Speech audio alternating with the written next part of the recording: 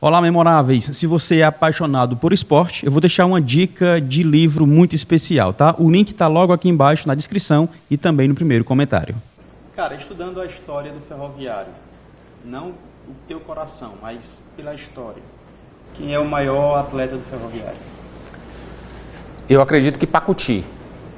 Faleceu recentemente. Pacuti foi o atleta mais icônico da história do ferroviário.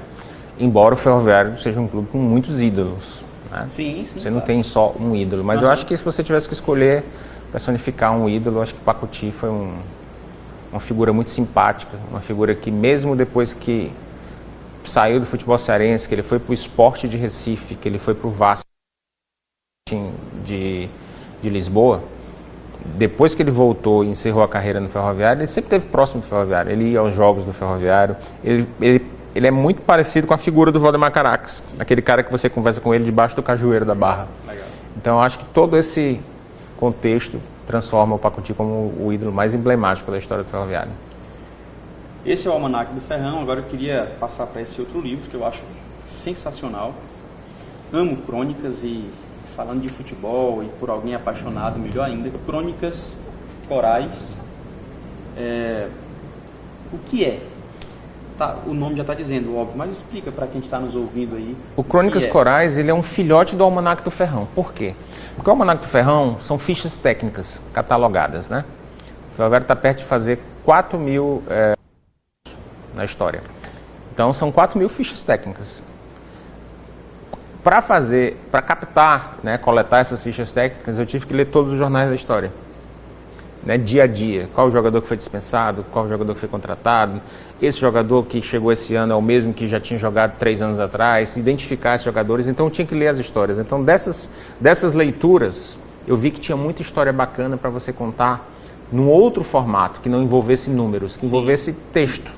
Então, com a pandemia, em 2020, né, aquele momento ali que ficou todo mundo em casa, eu comecei a escrever algumas crônicas históricas, todas elas de cunho verídico, né, sobre a história do ferroviário.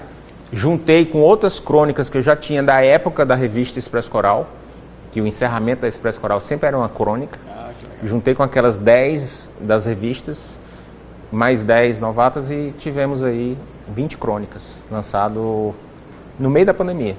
Exatamente no final de 2020, né? É mais recente. Consegue destacar alguma assim que... Olha, tem uma crônica que eu gosto muito, duas na verdade, são as minhas duas favoritas. Uma sobre o goleiro Marcelino, que agora em 2023 está completando 50 anos de uma marca que ninguém mais conseguiu alcançar, nenhum goleiro no futebol cearense, que são 1.295 minutos sem sofrer gols. Então tem uma crônica especial dedicada a ele. E tem uma crônica também que eu inclusive participei. Ela é uma crônica 100% afetiva, porque os campeões de 1968, que eu não era nem nascido, eles tiveram um encontro em 2014, né, o goleiro daquela conquista, o goleiro era gaúcho, Cavalheiro. O Cavalheiro nunca mais tinha voltado para Fortaleza. Em 2014 ele chegou e tentou reencontrar alguns dos seus amigos. Então ele chamou o Barbosa, lateral esquerdo, o Edmar, que você já entrevistou também, enfim, o Luiz Paz, zagueiro, né? E a gente se reuniu numa churrascaria na Praia de Iracema e foi uma coisa muito bacana ver, né, a emoção de reencontro, inclusive o nome da crônica, o reencontro inesperado de invictos, que não se viam já há várias décadas e puderam se reencontrar. 6 deles, né, nós conseguimos reunir 6 jogadores que conquistaram o título cearense invicto de 68 naquela mesa. E para você ver como é a vida, né? 6 meses depois, um faleceu, mais um ano depois já faleceu um segundo, ou seja, aquele reencontro praticamente era uma despedida de vida para aqueles amigos ali de 1968, né? A gente sabe que o jogador de futebol, quando ele acaba a carreira, isso é uma espécie de morte para ele, né? O jogador de futebol tem 2 mortes, né? Como diz o Falcão. E eu imaginei aquele encontro como uma despedida daqueles amigos de 68. Eu vou te perguntar sobre um aqui em especial, mas você pode ficar à vontade, lógico, falar sobre fotos, sobre qualquer uma dessas aqui. Mas Dias de Glória no Maraca. Do que se trata essa crônica? Essa crônica é sobre a primeira vez que o Ferroviário jogou no Maracanã, né? O Maracanã sempre foi um estádio muito emblemático, né? E jogar no Maracanã, para os clubes de futebol cearense que tinham pouca interação, era assim, um momento realmente de glória. E o Ferroviário, em 1980, teve a oportunidade de jogar contra o Flamengo, né? O Flamengo de Zico, inclusive. Uhum. E, inclusive, tem uma curiosidade muito grande, porque mesmo depois dessa primeira vez, todas as vezes que o Ferroviário jogou no Maracanã, não foram muitas, né?